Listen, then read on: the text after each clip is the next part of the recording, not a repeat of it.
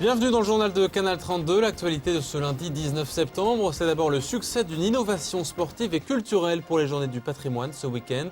Le marathon du patrimoine à Troyes, une première dans l'Aube. Cette manifestation a rassemblé une centaine de coureurs samedi matin. La deuxième édition est déjà en préparation pour l'année prochaine.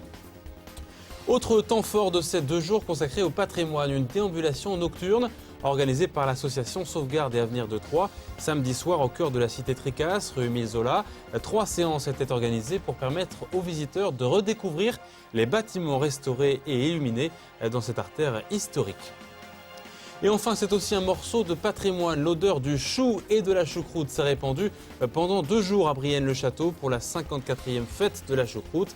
Un moment de convivialité qui a attiré 25 000 personnes cette année. C'était un pari, sans conteste, il est plus que réussi. Le marathon du patrimoine a donc réuni samedi matin à Troyes 112 coureurs pour une opération qui mêlait la course à pied et la découverte touristique pour visiter près d'une vingtaine de sites répartis dans l'agglomération troyenne sur un parcours de 42 km. Un coup de neuf pour les Journées du patrimoine 2011, ambiance avec Cyril Tavernet. 8h45, samedi matin, place de l'Hôtel de Ville, 112 participants s'élancent pour le premier marathon du patrimoine. Ils ont jusqu'à 18h pour parcourir 42 km et visiter 15 sites touristiques de l'agglomération troyenne. Le marathon est complet, comme on dit, puisqu'on n'a pas pu accueillir autant de participants que l'on voudrait. Donc pour une première, c'est assez extraordinaire. Ça veut dire que c'est une expérience qui va être renouvelée. Et en même temps, je pense que tout le monde est ultra content, très satisfait de pouvoir à la fois découvrir les richesses patrimoniales, de courir, de faire du sport et d'œuvrer aussi pour un but humanitaire avec l'association Autisme Aube qui va récolter les fruits de ce marathon du patrimoine. Premier site visité, l'église Notre-Dame des Trévois. Un guide conférencier de l'Office de tourisme a seulement 10 minutes pour expliquer l'origine de ce bâtiment. Et on a fait appel à un architecte qui s'appelle l'architecte Dom Bello, un moine architecte. Alors Dom Bello, c'est un monsieur qui est né en 1876 à Paris, il a fait l'école des Beaux-Arts. Il a décidé de faire architecte comme métier. Et puis, il a changé de voie et il a décidé de devenir moine bénédictin. Le temps de prendre une photo et c'est reparti. Quelques kilomètres de course pour rejoindre le château de la Burie à Saint-Julien-les-Villas. Et là, c'est le propriétaire qui accueille ces touristes d'un nouveau genre. On dit que c'est le nôtre qui était grand architecte des Jardins de Versailles, des Tuileries de Marly, qui a probablement été un des visiteurs ici. Et une tradition familiale veut que ça soit lui qui ait tracé le parc de la Burie. Cette formule de course à pied ou à vélo a séduit ses participants. Une nouvelle manière de découvrir Troyes et ses environs. Voilà, c'est mon intérêt aussi du patrimoine, voir un peu ce qu'il y a autour de Troyes. Tout ce qu'on a visité que je n'ai pas eu l'occasion de faire jusqu'à l'heure actuelle. Et puis voilà, c'était l'occasion de venir à Troyes, quoi. Et ben, c'est la convivialité d'aller visiter les différents sites touristiques tout en joguant et puis pouvoir papoter avec les différentes personnes toute la journée. Et puis découvrir les sites. Nous restons 10 minutes sur les sites, mais c'est un moyen de leur démontrer qu'il existe encore tout un tas de choses à faire sur l'agglomération qui nécessite aussi d'aller un petit peu plus loin, de chercher, d'aller à la quête justement de ces sites. L'année prochaine, l'opération devrait être reconduite. D'autres sites méconnus seront au programme. En attendant, il reste à ces marathoniens encore 13 sites à découvrir. Et tout le monde, semble-t-il, est arrivé au bout. Autre initiative nouvelle cette année parmi quantité d'autres ce week-end dans l'Aube pour ces Journées du patrimoine 2011. Une déambulation nocturne rue Émile Zola en plein cœur du bouchon à Troyes. Plusieurs centaines de visiteurs curieux ont suivi cette démarche originale proposée par l'association Sauvegarde et Avenir de Troyes. Certains ont même bravé la pluie en fin de soirée samedi. Aurélie Juigné. La Maison des Chanoines, la première restauration de grande ampleur à Troyes. Une immersion dans l'histoire de la rue Émile Zola, plus précisément celle de la restauration de ces maisons anciennes. C'était samedi soir, 3 déambulations d'un peu plus d'1 heure ont présenté les grandes étapes d'une quarantaine d'années de réhabilitation. Restaurer autant que possible, c'est-à-dire qu'on donne au bâtiment l'apparence la plus proche de son état initial. Les dialogues de théâtre racontent les techniques utilisées pour la restauration des bâtiments, avec leurs avantages et leurs défauts. Un parcours qui souligne une évolution positive vers plus de respect du patrimoine. Donc à l'époque, voilà ce qu'on faisait. On faisait du béton et on faisait un habillage avec des vieux pans de bois récupérés éventuellement ailleurs. Aujourd'hui, on ne ferait plus ça. On restaure à partir des éléments du bâtiment d'origine qui sont sur place. On ne détruit plus, on n'est plus respectueux du passé, on ne modifie pas, on n'habille pas, on ne triche pas. C'est-à-dire qu'on ne fait pas du pastiche ou on essaie d'éviter d'en faire. Donc voilà, la notion de patrimoine a évolué, la notion de restauration et les techniques de restauration ont également beaucoup évolué. Ce type de marche comptée est une première pour l'association Sauvegarde et Avenir de Troyes, un moyen plus ludique d'informer sur la préservation du patrimoine troyen.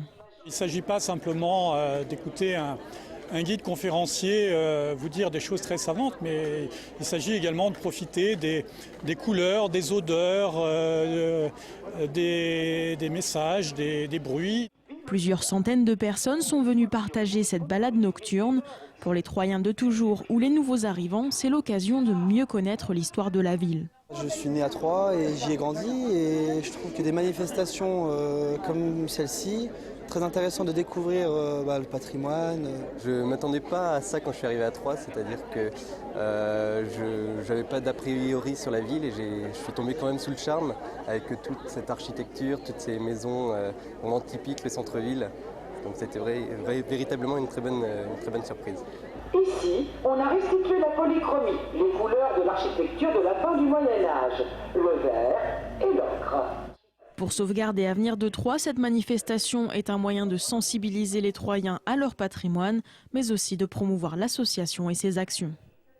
En football, l'Estac a fait match nul vendredi soir contre Guingamp en Bretagne, mais la défense troyenne a démontré son talent sur le terrain, semble-t-il. Le score final, en tout cas, est resté vierge, 0-0 au stade du Roudourou. Demain, il va falloir prouver que le stade de l'Aube est désormais réservé au seul but troyen pour le derby champardonnais. Troyes reçoit Sedan pour cette 8e journée de Ligue 2. Troyes est 7e avec 10 points. Sedan totalise 11 points, se classe 5e du classement. Sedan qui s'est imposé lors de ses 2 dernières venues au stade de l'Aube, notamment la saison dernière, vous le voyez, 2-0. Jean-Marc Furlan, le coach troyen, insiste sur le potentiel de cette équipe ardennaise au micro de Damien Ardois. Vraiment, c'est un effectif solide pour l'accession. On voit vraiment l'équipe qui a décidé d'accéder. Voilà, ils sont en très grande confiance et c'est peut-être... ils jouent un football très offensif aussi. Puis après, la notion de derby modifie beaucoup les choses. Il y a des équipes qui s'adaptent très bien à un derby, d'autres moins bien. J'espère qu'on pourra lutter demain, effectivement. Mais j'ai le sentiment que peut-être ils ont plus de potentiel que nous, quoi. Qu'il va peut-être falloir savoir faire le dos rond, quoi. Mais on a l'idée générale, la quête de satisfaire notre public et nos supporters et d'essayer de construire quelque chose aussi à domicile qui fait qu'on voudrait rester invincible, quoi. Et on l'espère en tout cas. Coup d'envoi 20h demain soir au stade de l'Aube. Il ne manque que Grégory Bettiol touché à la cheville pour ce match. C'est le parfum habituel du mois de septembre depuis plus d'un demi-siècle dans le Briennois. La 54e édition de la fête de la choucroute a fait saliver plus de 25 000 personnes ce week-end à Brienne-le-Château. Un événement gastronomique autour du produit phare de l'agriculture briennoise et son produit fini, le chou et la choucroute. Reportage Cyril Tavernet. Du chou, quelques pommes de terre, une saucisse, de la poitrine fumée. À 16 € l'assiette de choucroute, les amateurs de gastronomie locale ne se sont pas privés. Dans le week-end, 25 000 personnes sont venues à Brienne et samedi midi, sous la halle, ils étaient 300 gourmands. La choucroute de Brienne a donc un secret. Le secret de cette choucroute, c'est qu'elle est cultivée à Brienne. C'est ça qui fait sa qualité. Et après, on rajoute un petit peu de champagne dedans pour la fin de la cuisson et lui donner le parfum du champagne. Ce rendez-vous convivial a maintenant 54 ans. À l'origine, c'était une fête de l'agriculture et une exposition de chevaux. Et puis ensuite, est venue la choucroute, la spécialité locale. Puis voilà, depuis, la choucroute a pris le pas sur la fête agricole. Et depuis quelques années, on reprend à nouveau l'exposition de foire aux bêtes tous les samedis où il y a environ 80 bêtes qui sont exposées et qui concourent à un prix. À table, les assiettes sont servies, la choucroute se déguste, tout le monde la trouve très bonne. On est bien rempli, on a bien mangé, on a bien bu, on est content. L'ambiance et puis pour venir un peu avec du monde. Et puis qu'elle est très bonne. Depuis 2-3 ans, on vient à Brienne pour l'ambiance et puis la choucroute. Parce que c'est le produit de la région. C'est le chou de la région. GG anime le repas avec des chansons. Certaines tables ont tendance à suivre le rythme.